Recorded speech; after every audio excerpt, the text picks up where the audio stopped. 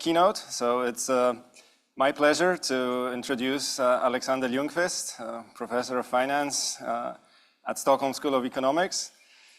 So when I first thought of Alexander as a possible keynote speaker, I was wondering if it would seem a little bit awkward that one guy from Stockholm is inviting another guy from Stockholm to go to France and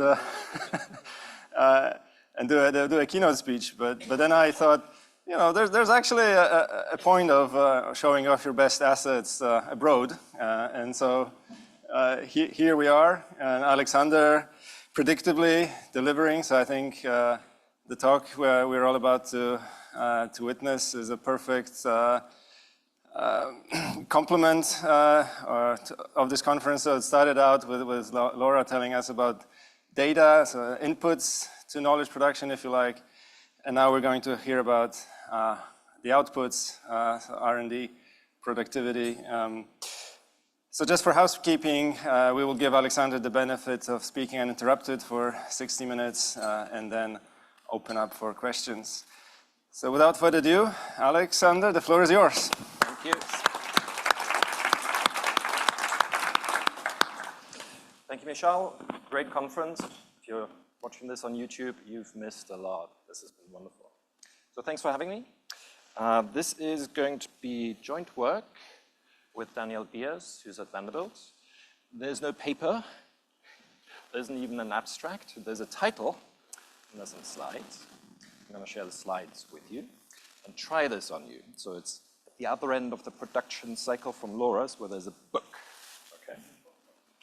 Okay, so this is going to be a macro paper, which maybe is a weird thing in the context of this conference, which is sort of big data-ish. But it's a big data macro paper. It's a macro paper with millions of observations. Okay. All right, it's part of a broader research project which has just begun and is going to run for 5 years. It is funded by the EU and the Wallenberg Foundation, and I have to put this up so you've all seen it. Good. Okay. It's a paper about innovation seen through the lens of patents. That leaves a lot out. Okay, there's a lot of innovation that isn't captured in patent data. I'm going to abstract from that. I'm going to look at patent data. I'm going to look at the US. And I'm going to look at corporate innovation. So what you're looking at here is just a count, an annual count, of the number of patents granted in the US over the past 100 or so years to public, meaning stock markets, listed, and private firms. Okay? There's about 4.25 million patents underlying these data. And what I'm going to show you is that the private firms are pulling ahead of the public firms. Okay? So in outline, there's a literature that is beginning to worry a lot about innovation and how that's slowing down, and we need to worry about it because ideas are getting harder to find, and what's that going to do to the things that we all care about, like productivity and so on. Nick Bloom has been very vocal in that. And that's context for what we're doing, and in part, we're going to depart in our conclusions a little bit from that. In part because the private firms are understudied, and the private firms just don't look as bleak at all as perhaps the public firms do in this context. So I'm going to show you a new macro trend, namely that private firms are out-innovating public firms in ways that I'm going to be very precise about. And then I'm going to ask, what's driving this? It's macro paper, so we're going to try and get into the micro data to get an answer to the question. We're going to look at some decompositions of macro data, some cross-sectional variation, who's really good at innovation, and some counterfactuals. And that's going to boil down to a very particular way in which private firms are better, according to the data, than public firms at innovating and creating value through innovation. And it's going to look like private firms being, let's call them tech pioneers. And what they're doing is predictive in many ways. If you looked at what private firms are doing, you could spot the next trend kind of prediction. So that's where we're headed. Let me go back to this. I'm going to narrow this time window for the purposes of today's talk only to the last, call it 50 years or so. And now when you look at the data, it becomes obvious that the private firms are pulling ahead, right? Well, maybe not. It's sort of difficult to see. So we're going to have to do something to this data to make it interpretable. And what macro people like to do, I'm learning this on the fly, is to scale by things. So we're going to scale. And one way in which we can scale is just by the total corporate patent count. So the share of private patents in total corporate patents. Okay, when you do that, you get something that's remarkably stable and is at around, what's that today, maybe a third. So a third of patents granted in the US every year, roughly, is granted to a private rather than stock market listed firm. Okay, there are other ways we can scale. So that's patent counts. We can scale by the equity invested in public and private firms and see what share of the economy is represented by private firms. This is using Fed data. Private firms don't have a market value. The Fed has a way of trying to estimate that. I'm not going to go into that. But when you do that, you have the private firms being somewhere around 20% of equity capital invested in the corporate sector. Okay. So lower than the patent count share of, what is it, a third. What else can we look at? We can look at R&D spend. The NSF has data on that. It's based on surveys. It's relatively high quality data. You can massage the data to get a private share out of that. That's what I'm plotting here. And you see that that used to be sort of 40%, and now it's dropped tremendously to somewhere around, I don't know, 12%. So private firms account for about a third of patent output, about, what's that, 20% of equity capital invested, and about 10-ish% of R&D spend. When we begin to put these numbers together, it begins to tell a story. One thing that we can do is to think about the value of these patents rather than count of these patents. For that, we need a way of valuing patents. I'll come back to that later, but for now, just assume that I have such a method. So I can put a value on every single patent, whether it's public or privately owned. And when I do that and then ask how much of total patent value in the corporate sector is accounted for by private firms, you get somewhere on the order of, I don't know, a third again. Okay, so disproportionate value creation, if you believe these numbers, given the share of the economy and given R&D input. Okay? And I'm going to combine some of these into a measure that I'm going to call the private share of R&D value add.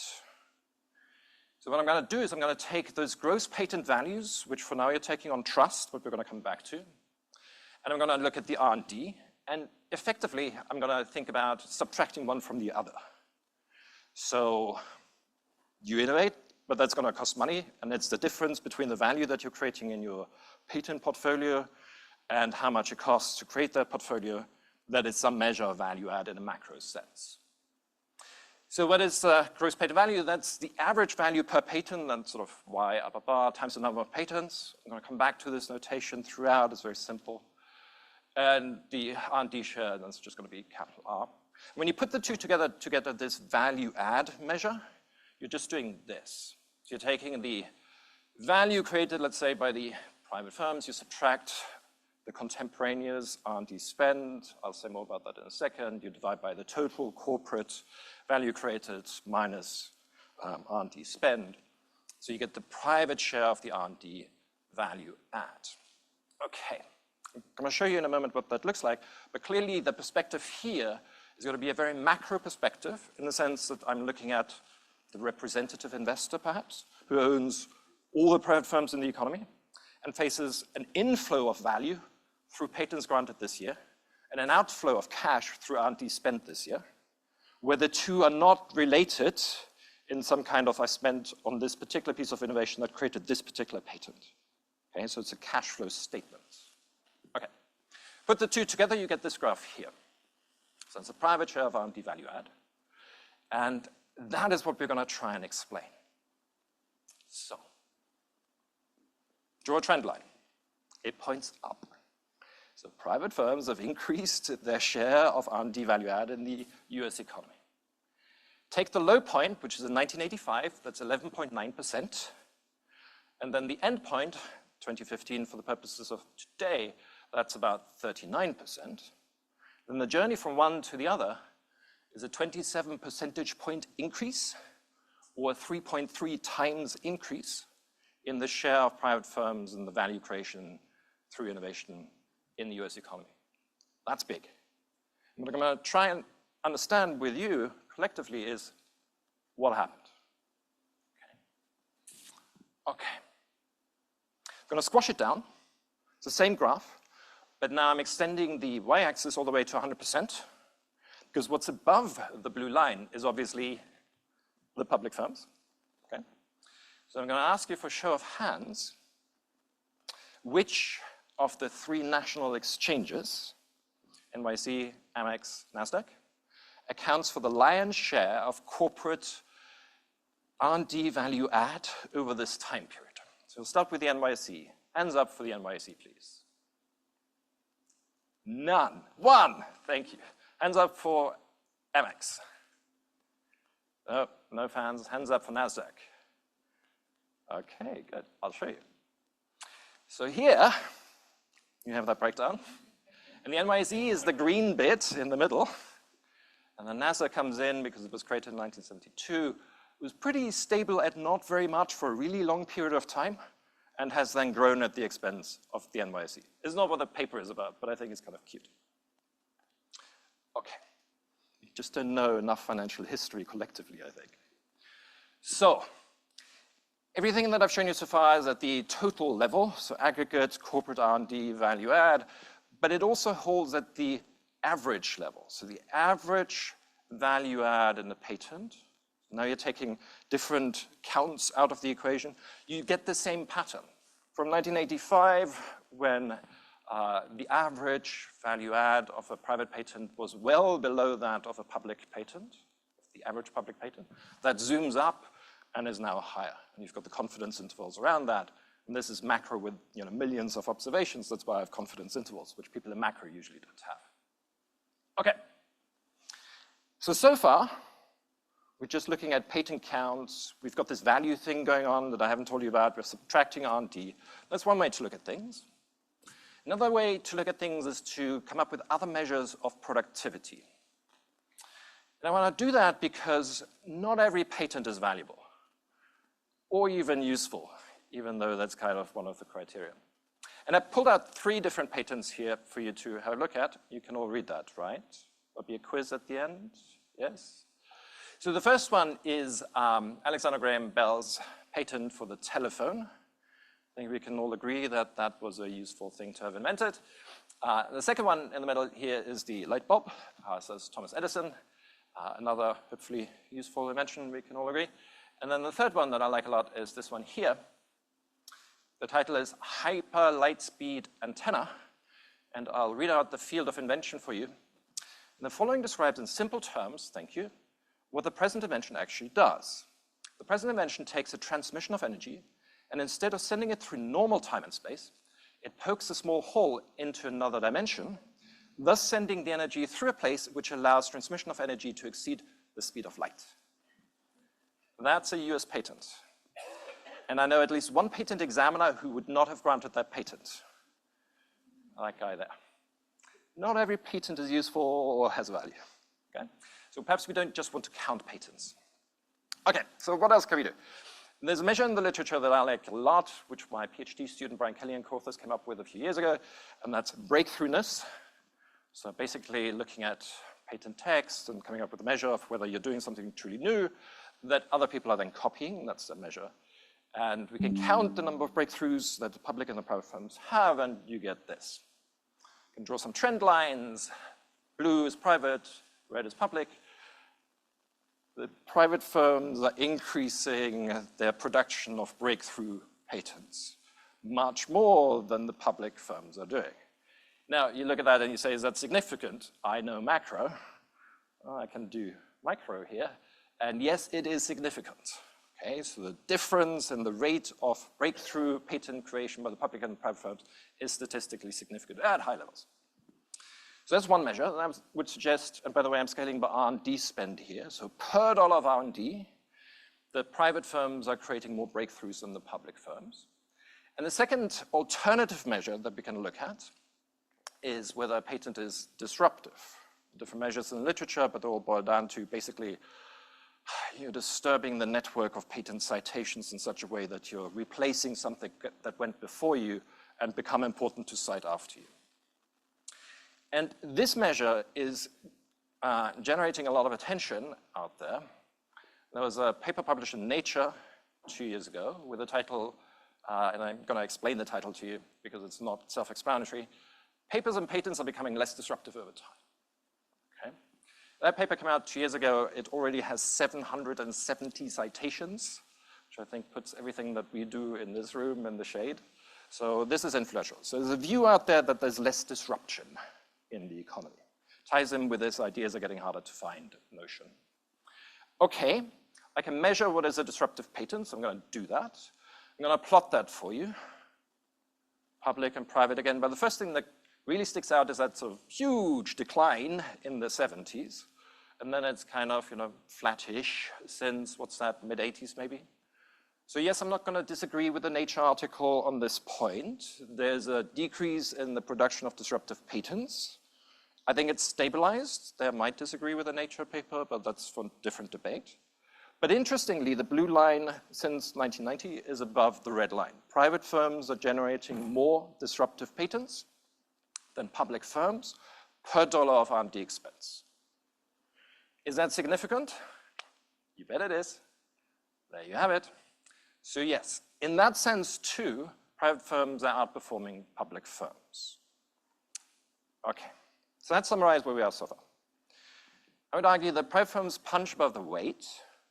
They account for 20% of corporate equity, 10-ish% of R&D spending, corporate R&D spending, and yet they account for more than a third, close to 40% of corporate patents, both by count and by value, and I still haven't explained value to you.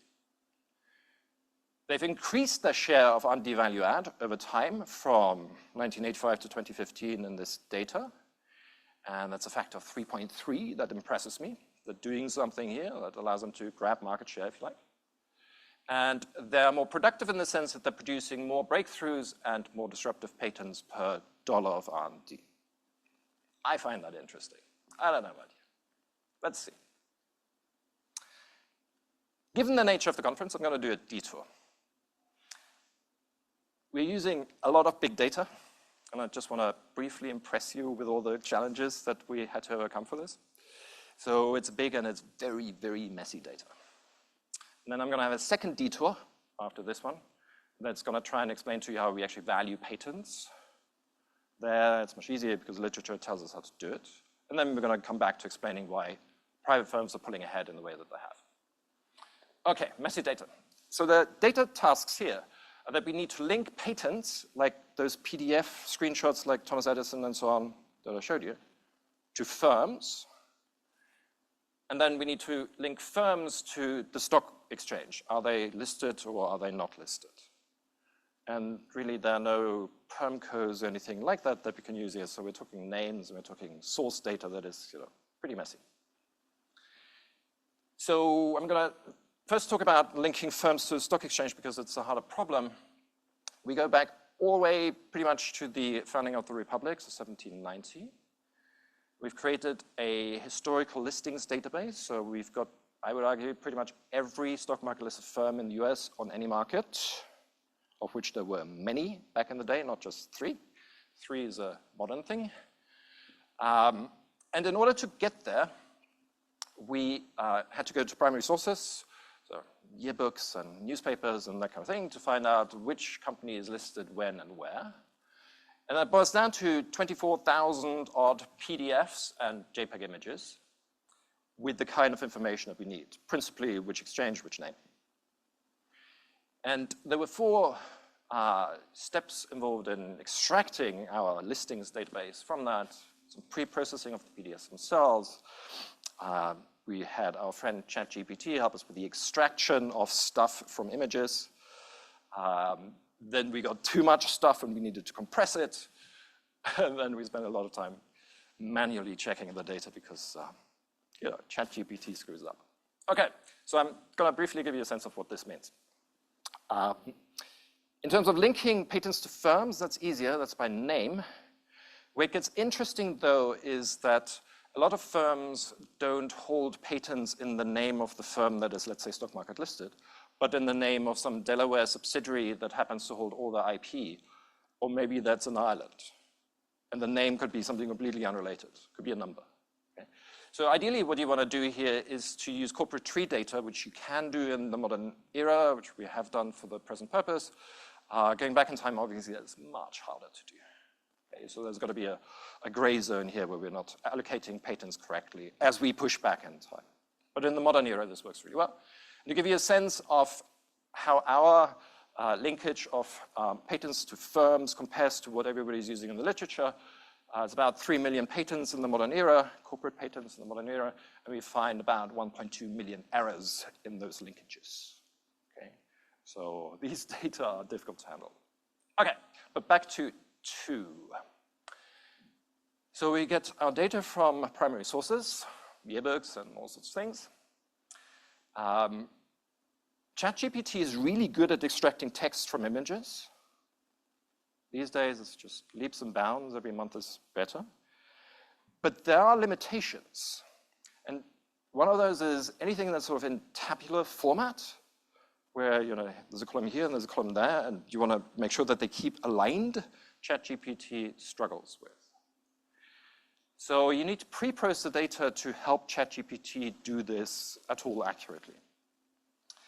And the way that we came up with was to segment a page, let's think of a newspaper page, for example, into smaller segments that you then feed into ChatGPT. So you're reducing the number of columns that ChatGPT has to think about and keep track of. So for example, this, you can't read on screen. I can't read on my computer screen, even when I zoom in. This is really a bad PDF, and a lot of them look like that, okay? But once you break it down, it becomes easier to see. Break it down, blow it up, and then feed it to ChatGPT. That actually works quite well.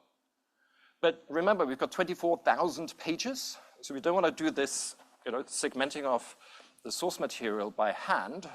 So we're going to do that in an automated way. The way we do that is by automatically analyzing every single PDF, which will be, because historical records in usually really poor quality, where the photocopier wasn't very clean on that part of the page, and there's lots of idiosyncrasies in the noise in this. So you filter out the noise. We've got very good filters for that we've developed. And then we look for these columns, these sort of segments, if you like, through automatic analysis of the pixels, and then have the program extract those segments, which works really well, saves a lot of time. Wasn't obvious where we started this, so it took us a while to get there. Then something sort of formatted in the sense that the typesetters use lines to keep things apart. So here's an example of that. Then it becomes much easier. Then you just locate the line again automatically, you get the segments, you feed it in, you're done. Okay. So now we've got a bunch of little segments. We put them through GPT to extract effectively a list of stock market listed firm names and prices. But this paper isn't about the prices. So here's a prompt in which we do that. For the most part, that works really well. We do post-cleaning at the end. That's going to be important, but this is not rocket science these days.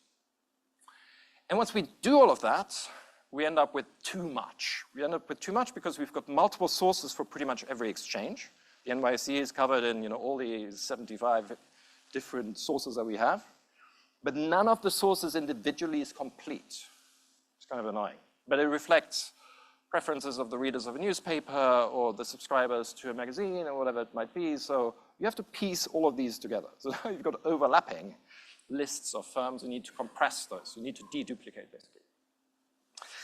So there we have, again, GPT being fed every pair of firms on a given exchange in a given year, and come up in role play with an assessment of whether that's the same firm or not. Okay? That's the noisiest part of this process. That's where ChatGPT does okay, but not brilliant. So the error rate is about 15%, and I can't live with 15%.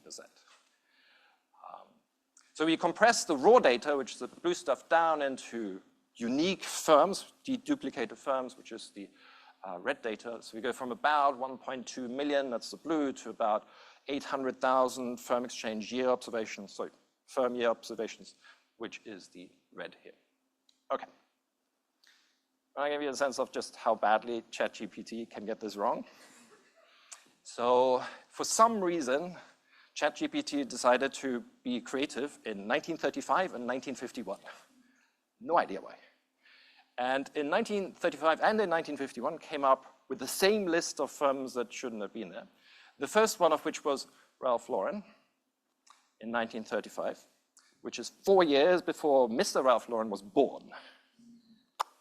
So that doesn't belong there. And then here are the others that ChatGPT made up for those 2 years. The list actually goes on. And according to ChatGPT, these were all utility companies in 1935 and 1951. No idea where that's coming from. I mean, literally no idea. Okay. So we do a lot of post-processing cleanup, a lot. Okay. Second detour is about valuing patents. Here can be quite brief. We put a value on every patent. People have gone there before us and done it for stock market listed firms. That's the Kogan et al. Paper that is having a big impact. It came out 2017. What they do is basically a bunch of event studies. A company receives a patent, what happens to its share price minus the market. Do that for the millions of patents that are issued to public companies. Impose some priors on these things, and then out pops a value per patent. Okay. So now we can take that and basically, whoops, here we go, impute the value of private patents that share similar characteristics. So patents have characteristics. I'm going to show you in a moment which ones we're going to focus on. If you have good characteristics, your patent is higher. If you've got worse ones, your patent value is lower. We project onto those, and then we extrapolate to the private firms, basically. Not the first to have done that. There's a nice paper by Klein et al. Who do it on a really small sample in a very specific context. They set it up as a Poisson regression for reasons that are to do with the values that you're handling here. They're all positive, stuff like that. Very good. So we're going to just do theirs and project patent values for the private, from the public firm to the private firms on 6 characteristics as well as year fixed effect and technology field specific fixed effects. Okay. 6 characteristics. First is how many citations are you going to get in the future for the next 5 years? That's the oldest impact measure. We all use it in academia as well. Has many problems, but it's there. One that has perhaps more economic claim to it is counting the number of claims. If you've never looked at a patent, you won't know this, but a patent isn't a one kind of legal thing. A patent consists of claims that are granted to you, one or more, and it's the claim that gives you legal protection against infringement. If you've got more claims, you've got a broader patent, you have more ways in which you can protect your innovation. So the number of claims can be informative about the value. Whether it's a very general patent or a very specific one, whether it's a very original one or more, me too, whether it's a breakthrough in the sense that I talked about earlier, and then whether it has properties that in IO people associate with protecting market share and being sort of strategic. We could add others. I'm absolutely fine with that, but I think these are probably the 6 most often used ones in the literature. There's nothing selective in our choice here other than they're probably the ones that the literature is going to recognize the most. Okay. So then we're going to estimate this valuation model on the public firms, and we're going to do that recursively over rolling 10-year periods, which will allow us to have these characteristics, patent characteristics, have different valuation impacts over time. And these things really do change a lot over time. I'm going to show you the estimates later. Okay? So the relative importance of this being original versus general or heavily cited versus not and so on. All of these things do change over time. Okay. End of the detour. Back to this. Remember this? A while ago now. Ha. We're going to try and explain this journey from 35% of R&D value add by private firms in 1972, down to 12% in 1985, and then from 12% to 29% over the next 30 years. There are really 2 components to this. And the first thing that we're going to do is we're going to decompose these changes. So we want to know, that's the thing that we're trying to explain, its dynamics. We want to know how much changes in each of the components that go into this formula contribute to the overall change that we're measuring. There's 6 components. There's the average private firm value, private firm patent value. There's the number of private firm patents. There's R&D spent by private firms, and then the same thing for the public firms. So 6 primitive parameters that could contribute here, and we want to know their relative importance for the journey down and then up again. There are many, many different ways of doing that. We're basically talking about derivatives here, right? So we're asking the data about derivatives. But because the thing that we're explaining is a ratio, the usual things that we do with linear approximations, Taylor series expansions, and so on, they're not going to work. The errors are just going to be bigger than the thing that you're explaining. And it turns out that in a completely different literature, the inequality literature, this problem has been solved.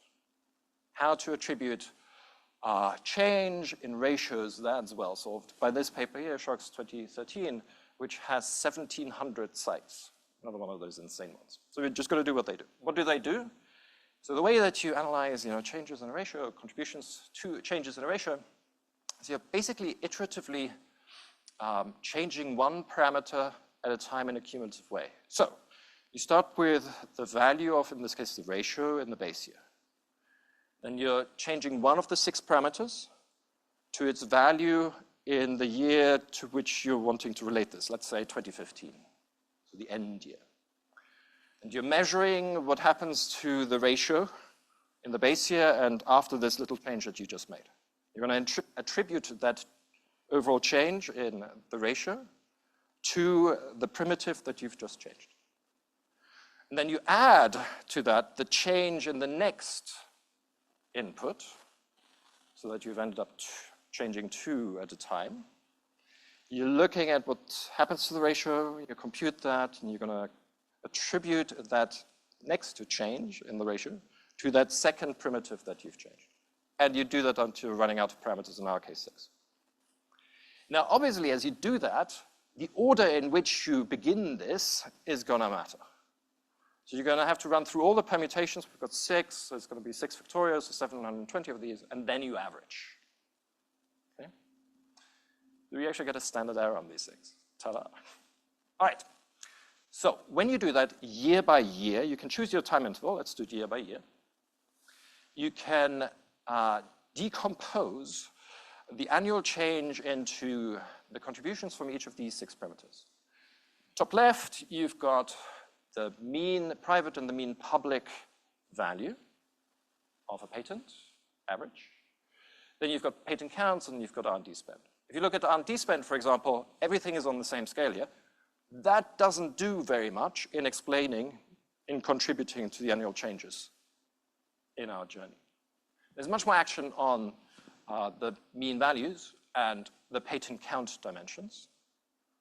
So probably what's going on here is more driven by those 2 than by what's happening to the dynamics of R&D spending. Okay. You can then combine these things, and you get this little graph here, which I kind of like, which I'm going to blow up, which shows you the annual net contribution of now 3 factors: net patent count, net average patent value, and net R&D spend. And you could explain with this decomposition how you get to each point in the red graph, which is the thing that we're trying to explain at the end of the day. That is the private share of R&D value add. How did you get there? So for example, going from 1972 to 1973, big drop, most of that is driven by private firms just getting fewer patents, and so on and so forth. Okay, I'm not going to stare at this for too long, because it's difficult to interpret, I think. And instead, we're going to go back to this. We're going to say the 2 periods here that we're interested in rather than year to year. The period from 72 to 85, everything goes down. And then the period from 85 to 2015, when it goes up by a factor of 3.3. So let's do that Shapley decomposition. First period looks like this. Second period looks like that. Then I think collapsing the data this way is going to help us process it mentally. How did you get from 72 high value to 84 low value? Most of that is just not getting that many patents. The green bar there is a big reduction in the patent count by private firms. That's a big factor. To get from 85 to 2015, R&D spending changes don't matter much. In the middle, you've got the relative patent counts, public and private firms. Private firms increasing theirs, that contributes a lot, but public firms are also increasing theirs, that sort of subtracts from the ratio, if you like. And the net of those two, it's not quite zero, but it's smallish. So what's driving most, if you look at the net of these two, is the changes, the relative changes in the mean patent values of public and private firms, is the conclusion from this. Okay. I want to make sure that I'm okay with this. I'm going to shift focus to the mean patent values in a second and leave the counts and the R&D spend to one side based on the decomposition that I just showed you. I'm going to do a counterfactual here, where first I'm assuming that the patent count share stays the same, so the relative number of patents, public and private, is the same as in 1985. And I'm going to do the same for the R&D spend. So relative share of R&D spending by public and private firms is fixed at the 1985 value. I'm going to see what happens to the private firms' share of R&D value add. And there's some difference between the two. The lines, the blue and the red lines in each of those graphs don't overlap exactly. We're pretty close. So the variation in the total here is mostly not driven by those two. The journey is very similar. So, upshot. This is what we're trying to explain. We're going to take the R&D spend side of this off the table. We're going to take the patent counts off the table as well, and focus on what remains, which is then this. It's the relative value of the average patent by the public and the private firms. I'm going to focus on that to understand the thing on the left. All right. So this is what we're after. You can ask the question, what drives the variation in this relative ratio? Okay. One way to get at that is to think about cross-sectional variation. Are there some firms that are particularly good at producing patents that have very high value on average, and other firms that are not good at it? That kind of cross-sectional variation. And I'm going to do that for the purposes of today's talk only for the private firms. Clearly, the public firms have characteristics as well that we could study, and they're fascinating, but that's a separate paper.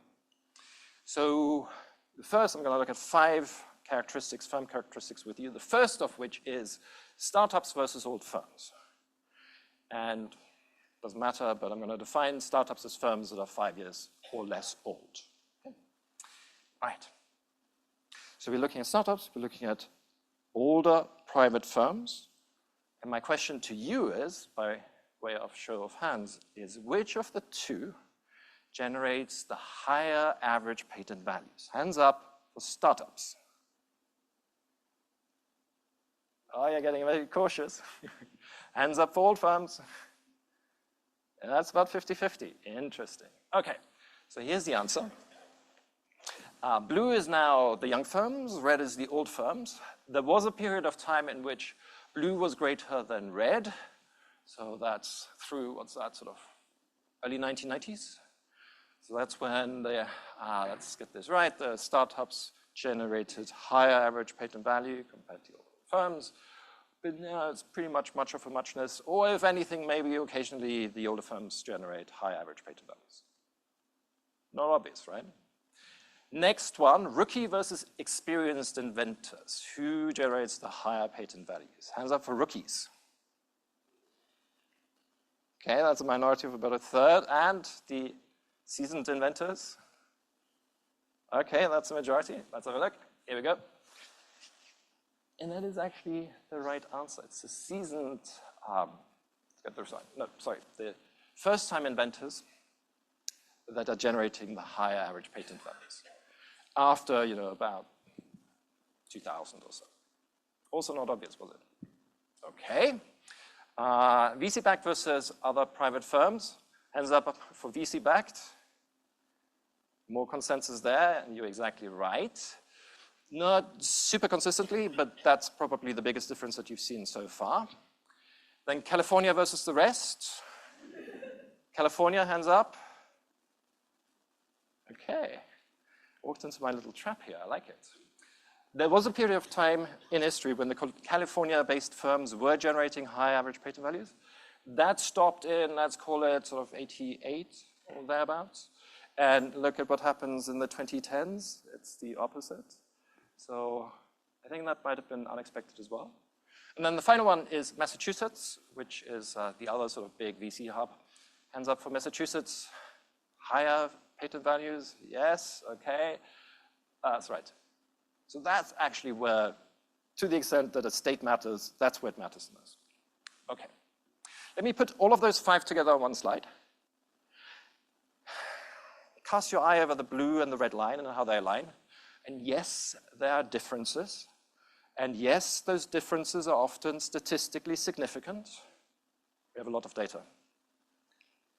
But I would argue they are on the same journey, more or less. So I don't think it's really this cross-sectional variation that explains what's been going on. Okay, let's do some counterfactuals. We're still looking at that quantity here, the relative average patent value, private public. Okay, so that's what that looks like. I'm going to show you 4 counterfactuals that look like this.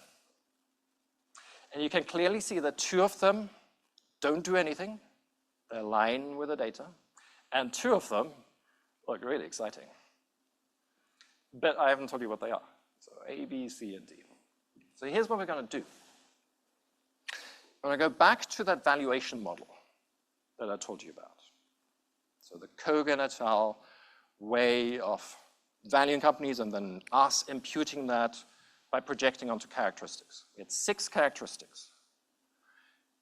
When you look at the coefficient estimates that are estimated in these rolling 10-year windows, they look like that. They vary quite a lot over time. So for example, top left is the market's valuation for an extra claim. Remember, claims is what you get legal protection out of.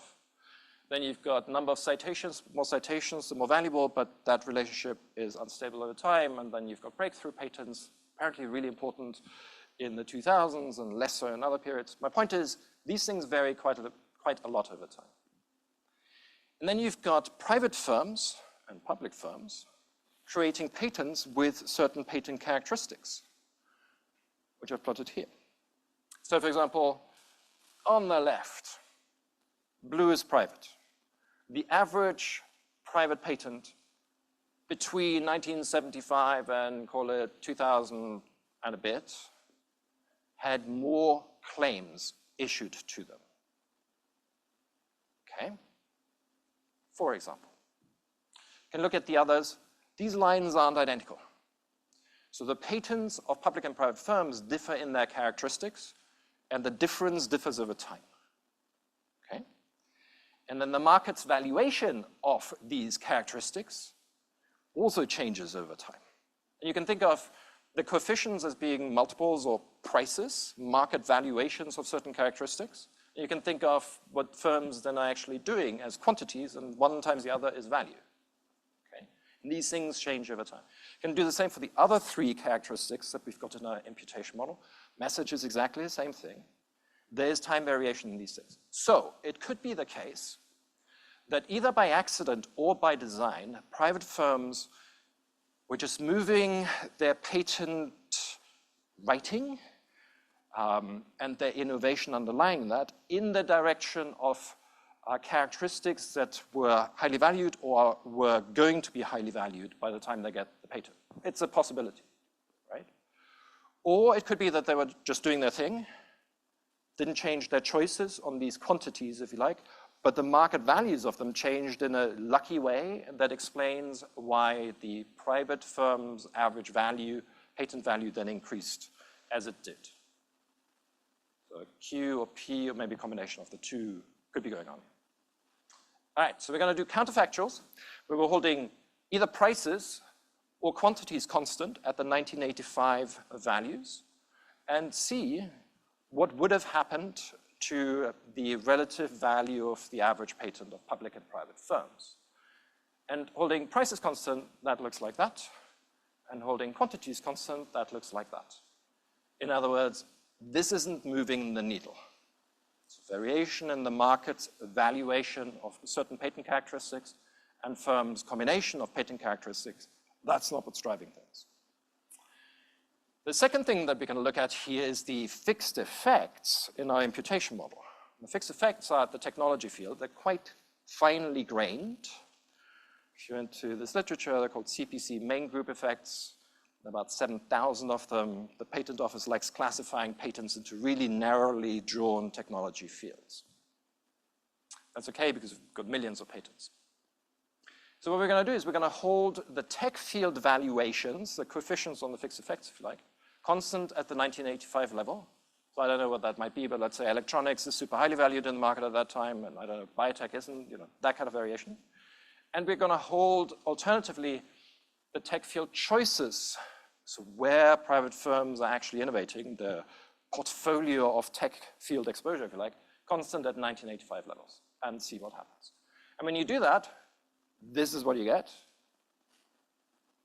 Massive difference to the actual outcome. So had it been the case that the relative values of different tech fields had stayed at the 1985 ranking, then private firms would have gone nowhere.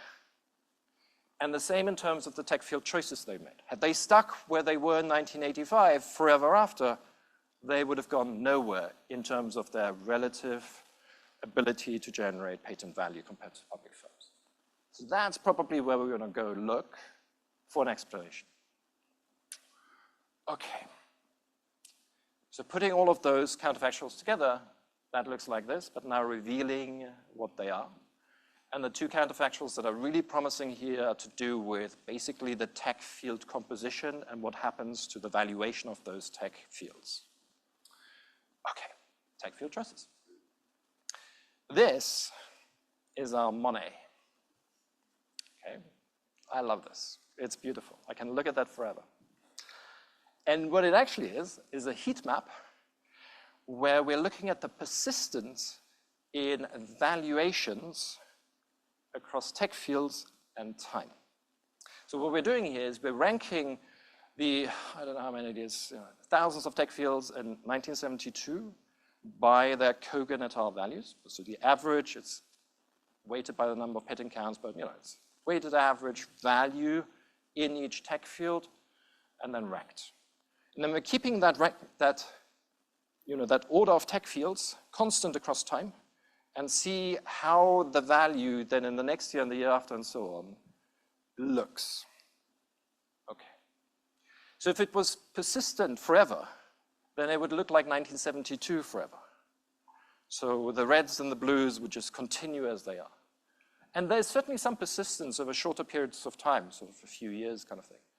But over medium and long horizons here, this diffuses in a Monet kind of way, which tells you that there isn't that much persistence in what tech fields are highly valued by the market according to the Kogan estimates and what are lowly valued. That gets shuffled a lot. And I think that's important when we think about the private firms here, because the private firms are riding, potentially, these changes in value in such a way that allows them to grab a larger slice of the value creation in corporate R&D. That was the counterfactual, basically. And we have to be a little bit careful here, and for our purposes today, I can't go deeper than this. But when we say private firms are doing this, they're riding the value, they're making certain choices, that could either be true at the individual private firm level, pivoting out of a tech field that isn't going to be that hot anymore and into a tech field that's about to take off. That's possible. Or it could be collectively that private firms are doing this through entry and exit. So private firms in tech fields that are about to decline in value are dying, and new private firms are born and entering tech fields that are about to take off. Today, I don't know which one is more important or whether they're both at play. Certainly something that we are currently investigating, but both could be happening. So when I say private firms are doing that, I mean they're at least doing it collectively, perhaps not individually. Okay. So one way to think about making active choices here is to look at private firms, again collectively, choices of which tech fields to be in. So another heat map designed differently. What we have here is tech fields grouped into percentiles, ranked by the patent value in that year. So 1972, for example. And then we've got time on the x-axis. The third dimension, which is captured by the color, is the over or under representation of private firms in a given bin. So if it's very red, then they're overweight that tech field. If it's very blue, they're underweight that tech field relative to the average in that year. So when you look at this, you see that in the 70s, the private firms were overweight in the low value tech fields and underweight in the highly valued ones. But over time, you've got this migration to the top right corner here, where private firms are increasingly overweight in the highly valued tech fields of their day. So there seems to be a migration, hopefully a conscious journey and not just something that happened by chance, to be investigated by private firms into the more high value kind of tech fields. So that's based on these Kogan values. You can also do that based on the Kelly way of thinking about the world, which is to think about breakthroughness, rank not by Kogan values, but by the share of breakthrough patents in one of these bins. And you see the same kind of journey from being in the low breakthrough kind of left corner here, and a migration towards the upper right corner over time. So private firms are doing something here that changes the value or the breakthroughness of their patent output over time. Okay. I'm going to end by thinking about predictability. It's a finance conference, so I have to choose my words carefully. We're not going to predict stock market prices or anything like that here. But we're going to ask whether private firms are good at forecasting and predicting which tech fields are going to go up in value in the near future. And whether we, by looking at private firms' choices of where they choose to innovate, could potentially then predict which tech fields are going to go up in value. And because these values are stock market values, I don't know, maybe there's a trading strategy here, I don't know. But that's not the focus, obviously. So it's a particular kind of predictability question that we're asking here. And again, it's about the sort of collective private firms group perspective. Okay, another heat map. We've got again time, we've got over and underweightness, that's the color. What's changed is the y-axis, because now we're ranking the tech fields in their bins by the increase in the Kogan values, value weighted in each bin, over the next 5 years. So it's asking, if I'm private firms, right? So if I am overweight in certain tech fields today, in the sense that I'm getting granted a lot of my patents in that tech field today, is that tech field then going to experience a big increase in value over the next 5 years? That's the nature of the exercise. I mean, you look at this, then that wasn't so much true in the 1970s, but you've got way more redness in that top right corner towards the end of the sample period. Meaning, private firms are a lot overweight in those tech fields which in the next 5 years are going to go up in value. So that's a form of predictability. I know it's graphs, right? So it doesn't prove anything, there are no standard errors or anything, but it's suggestive of something going on here. So, I'm going to run a regression. What I'm going to do is I'm going to predict the growth in patent value of a technology field over the next 5 years as a function of the count share of private firms' patents in that tech field today. So private firms being granted more or less patents relative to public firms in a given tech field today, what happens to the value in the next 5 years? You see a positive coefficient. So the more private firms are innovating in a certain tech field, the more that tech field is going to go up in value over the next 5 years. That's a regression version of what I just showed you with the heat maps. Okay? Highly statistically significant. We're super conservative in terms of clustering, but we can poke holes in this. Now, it could be that the private firms are just operating in tech fields that are known to be hot. So it's not a surprise to anybody that these tech fields are going to go up in value. They're just riding that wave, buzz or something. So we've tried to come up with proxies for how hot a tech field might be today to see whether that takes anything away from that positive coefficient up there, 0.23. So, for example, the current value of that tech field, according to the Kogan estimates, well, that's actually got a negative coefficient. So the more valuable today, the less the value is going to go up, and vice versa. Speaks to that Monet kind of thing, that there isn't super much persistence. But it's not that.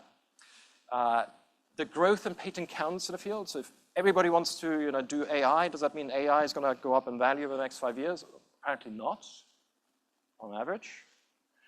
The share of breakthroughs in a tech field, that would be an observable measure. So what's happened in this tech field over the last 5 years, people have really cracked the code, and therefore everybody's rushing into that, and it's going to go up in value, no surprise there. That's not it either. The lagged growth in citations in that tech field, that does have some predictive power, but it doesn't do anything to the coefficient of interest, which stays at about 2 point something, or 0.25. Okay. I'm going to do one more thing. I'm going to ask whether, by looking at what private firms are doing and what public firms are doing, we can predict which tech fields are going to go up in value. And in particular, I'm going to look at what about the firms that have gone public over the last 5 years?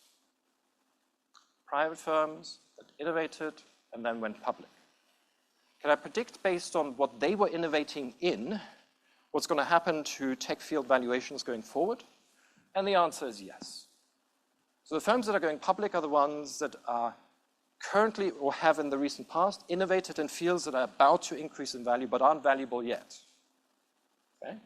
That tells us something about IPOs, it's kind of interesting, and so on. But when you then look at the public firms, which we're here going to capture by what is it that public firms are buying? When they buy private firms, the tech fields in which they're buying a lot versus the ones in which they're buying very little, the ones that are going to go up in value? And the answer is no. If anything, is negative predictability. So the public firms are buying private firms that have innovated a lot in fields that are about to go down in value. Okay? There's no causality in that statement.